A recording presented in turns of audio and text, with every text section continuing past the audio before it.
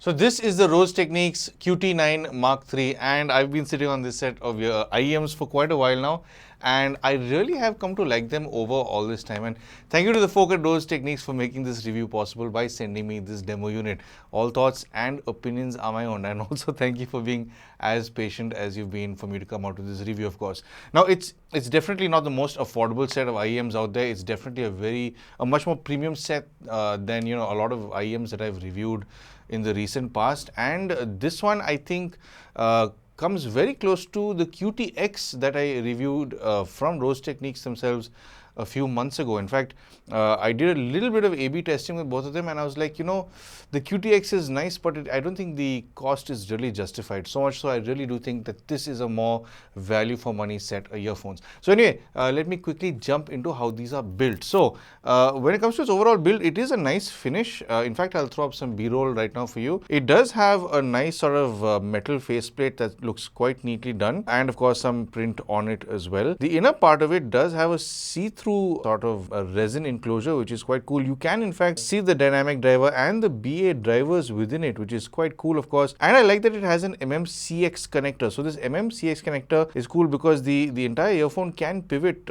sort of 360 degrees. So this will be a lot more comfortable, of course, to wear depending on how you position it. The ear loops provided with this are very nice and sort of tight, so they loop around my ear very comfortably. But coming back to the ear IEMs, they are not exactly the largest IEMs in the market, and I found these to fit very snug in my ears. It's a very comfortable fit, but it's not as sort of cozy as I'd like it to be. There are some other IEMs that I've used that do sit much tighter in my ear, so this will definitely, I think, suit somebody who's got smaller ears, since these are as compact as they are. Now the cable provided does terminate to a 3.5 mm at the other end, so you can connect it to your music player or your phone, whatever it is you're listening to. But the overall finish of the cable, I have found to be, it does look nice, it does feel nice, but I have found itself to be getting tangled up in itself sometimes. So usually I do have to sort of take some time to untangle it, but it does otherwise hold pretty well with its build quality. Now you get a lot of cool things in the box. One thing you get is a carry case, which is definitely nicely done. It does look a lot like the one. In fact, I think it's the same kind of case you get with the QTX as well. You also do get a little plastic box that has about 4 different sets of ear tips in them with different sizes, and these do have a kind of larger bores than most IEMs have. You also get another set of ear tips that have a slightly tighter bore, of course, and what's cool is there is another pair that has a dual insulation in them, so outside noises won't bleed in as much as compared to the other ear tips provided. And it also does have a set of foam ear tips that I found myself to really like, and I've been using them most of the time. It also does have a 3.5 mm to 6.4 mm adapter, so if you want to use a 1/4 inch jack, you can with a more serious amplifier. And it does also come with an MMCX sort of clip that will help you remove the cables, and it also does come with extra debris filters in the box, so it's really loaded with stuff you can get within the box itself. Moving on to a sound front, it does come with a slew of drivers because each IEM does have 1 dynamic driver and 4 BA drivers. Of course, 2 handling the higher frequencies, 2 handling the mids, and the dynamic handling the lower frequency, of course. Now these are very easy to drive with a low resistance of just 18 ohms, and they have a frequency response of 20 Hz all the way up to 20,000 Hz. Now on a volume front, I found these to be very easy to boost with anything, So the thing is, it does come with, I forgot to mention this, it does come with a little RZ200 dongle DAC over here, and to be very honest with you, it's not a very good piece of hardware to provide with these IEMs, because when I did start listening to this first, after I did a few hours of burn-in and all, but it just seemed like it was very withheld. There wasn't as much detail, as much clarity, as much definition in its overall presentation. It sounded like it needed something better. So I did end up pairing it with the RZ550 by Rosetechnics themselves. This is the Roses Elsa. And this comes, at least this came in the box with the QTX, and I have to say this pairing between the QT9 and this is absolutely sensational. It almost sounds like a much more professional sounding set of IEMs, of course. So I did sort of bounce between the smaller DAC, the larger one, and my desktop setup, and very evidently this set of IEMs does need better hardware. It is transparent, more than transparent enough to let you know that you're listening to bad hardware, of course. So I would recommend pairing this with a better DAC than the RZ220 that it comes with, of course.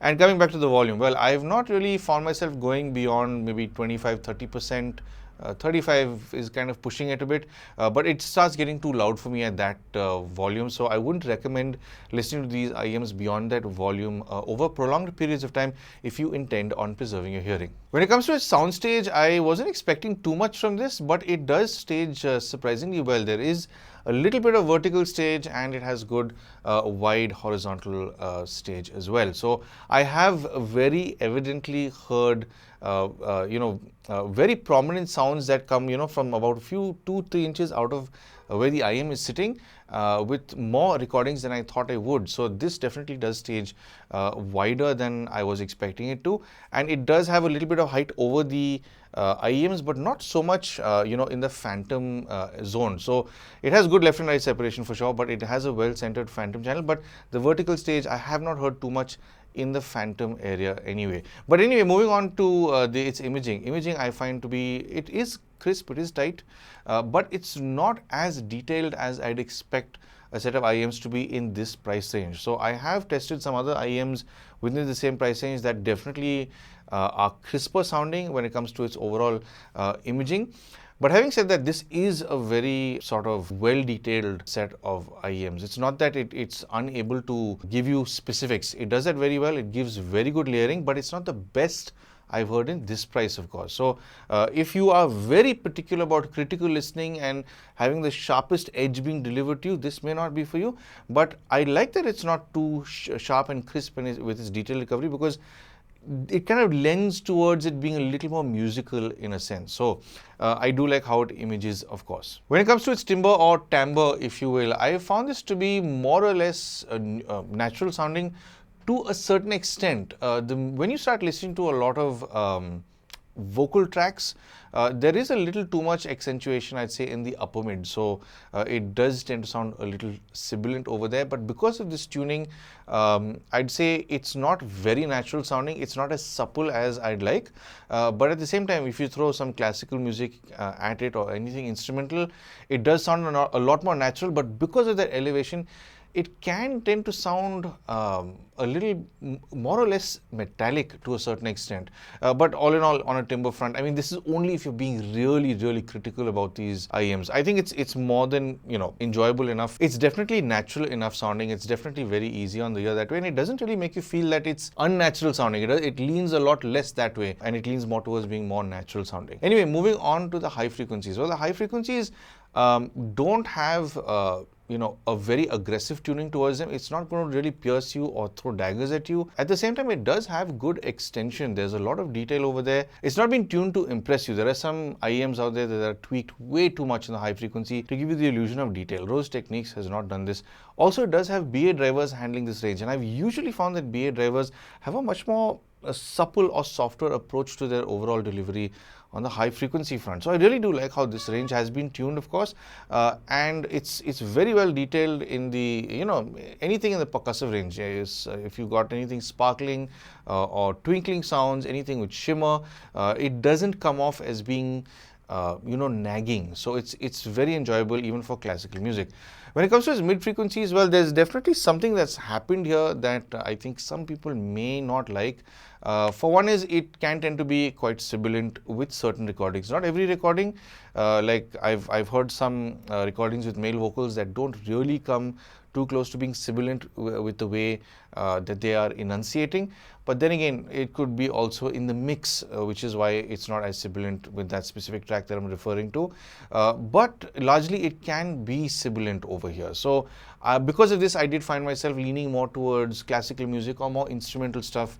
Operatic, I wouldn't even recommend, because again, the sibilance really cuts through because some of those singers really do enunciate. So I'd say in this range, the upper mids, something weird going on there, but otherwise the lower mids are well rounded enough to carry a good amount of depth with female as well as male vocals, and this range does have very good layering in it. So the combination of how this range is tuned, of course forgetting the sibilance factor, how this range is tuned along with how it images, it's got terrific layering over here. So I was really trying to focus in on some vocal tracks because there was a lot of stuff going on, a lot of voices in a specific track, and it was very easy to really sort of just isolate specific vocals over the others, which is quite commendable. Moving on over to the lower frequencies, to be very honest, when I first started hearing this, it didn't sound very impressive in the lower frequencies. It didn't sound full, it sounded very flat sounding, and it didn't seem right. So another thing I did was I said, let me throw some stuff I have and not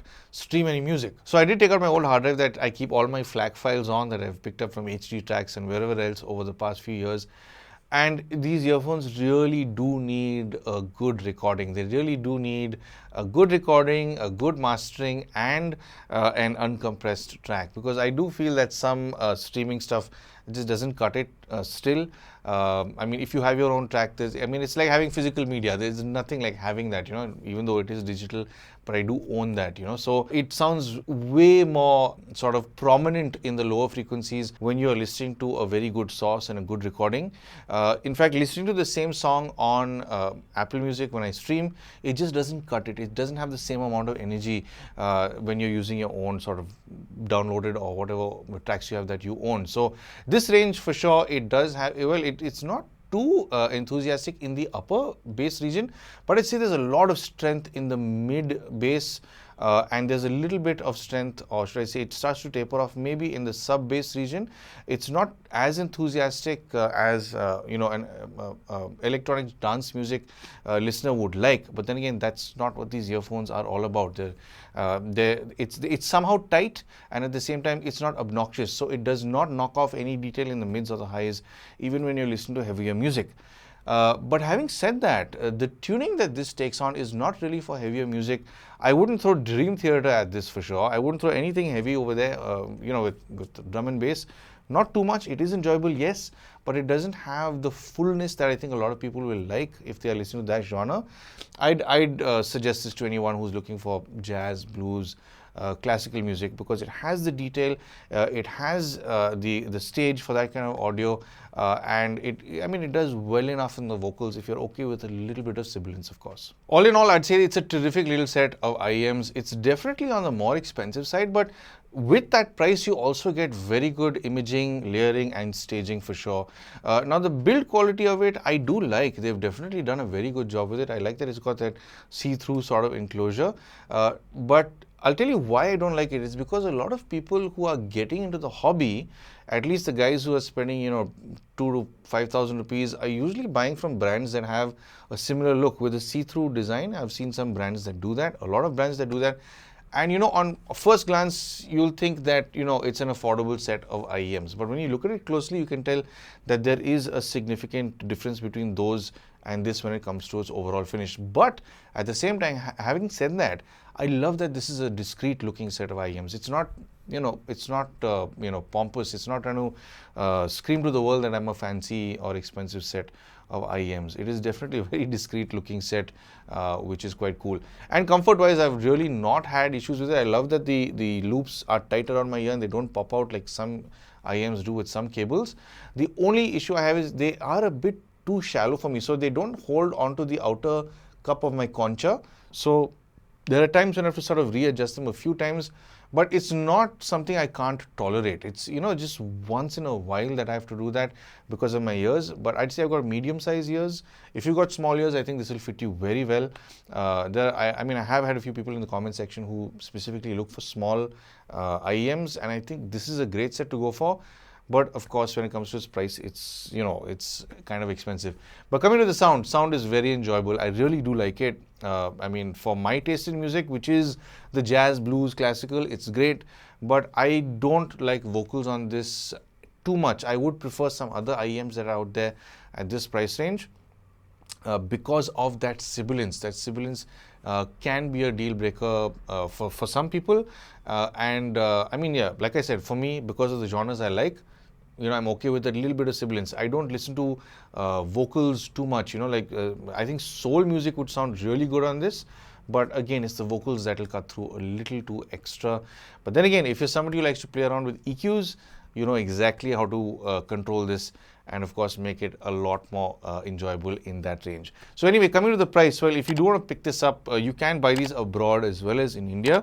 So if you are buying this from India, these do have a maximum retail price of about 28,999 rupees. But there is a massive discount on it from the site I'm looking at right now, and you can buy it for 17,990 rupees. And if you're buying this abroad, it is available, well, an MRP of $280.99. You can get for about 159.99 US dollars, which I'd say is a pretty good price for these. So all in all, I'd say it's super value for money. It makes sense to go for, of course, if this is your budget. But I will highly recommend, if you do get the RZ200 in the box, definitely go for the RZ550 instead. This specific unit over here is the way to go. It's definitely a much better DAC amp, and the QT9 Mark III sounds way better with this. And by better, I mean richer in detail, in stage, in its overall clarity, presentation is just a huge level up with a slightly better amp, because these are transparent enough to let you know that the equipment you're using is not good enough. So there you have it. That's my review on the Rosetechnics QT9 Mark III, and I've really enjoyed these, and I hope that will help you make some sort of purchase decision. If you would like to help support the channel, I'm sure you know exactly how to. But of course, thank you for tuning in for some sound advice.